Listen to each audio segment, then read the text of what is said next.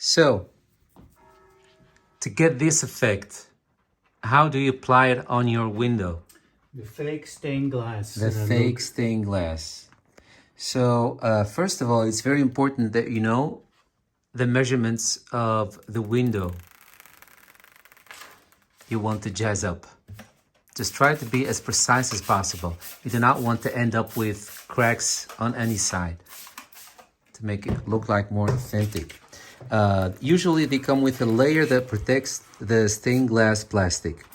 So what you do is, to help yourself get it off, is work only with water. Don't use any crazy things, just plain water. That helps, the water helps it from sticking to itself. As Mike is doing right now, just keep spraying. Don't worry about it. Don't worry about too much water because you're gonna push it out anyway. So that's step one. They say you can better have too much water than too little. So Yeah. And before you apply it on your window, make sure that you degrease your window. Make sure that you clean it really well. And then one last time with just water, and then dry it really, really well. Let it dry and then start with this procedure. So then, after you've done all this procedure to degrease your glass and clean it, spray it with a lot of water. And of course, by now you have sprayed the sheet also.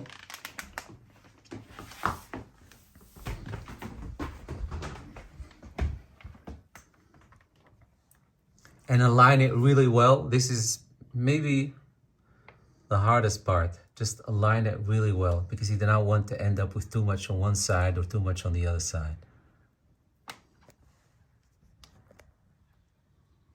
It's beautiful. Really is beautiful. Love it. It's gorgeous. spray it from the outside as well.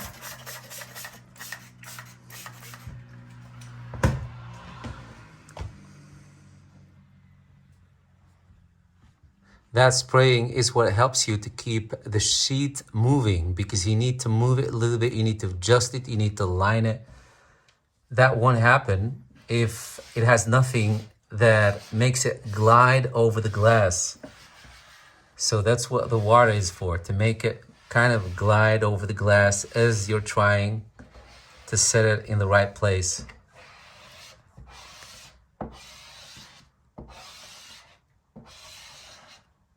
So don't be intimidated. It's doable. You don't have to be professional for this. But then, of course, the bigger the sheet, the more challenging it will be. Yeah, absolutely. So, yeah. This is just This is very small pieces. Yeah, so this is still doable, and we were not intimidated to try it out. But I mean, let's be real. Yeah, so the bigger the sheet, the bigger the challenge.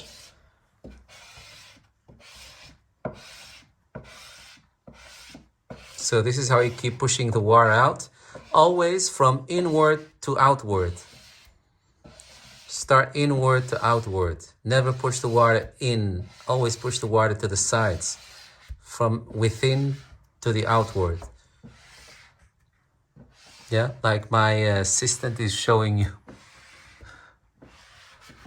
Yeah, I love our windows. We managed to jazz them up. Love it. And then they create this ambient in your room, especially if you have a window where the daylight falls right through it. And it's the perfect situation would be where you also have sunlight coming through, because the sunlight will enhance the effect of all these colors and the ambient that it will create in your room. But on this side, sadly, we ourselves, we don't get a lot of sunlight on this side, but we do get daylight.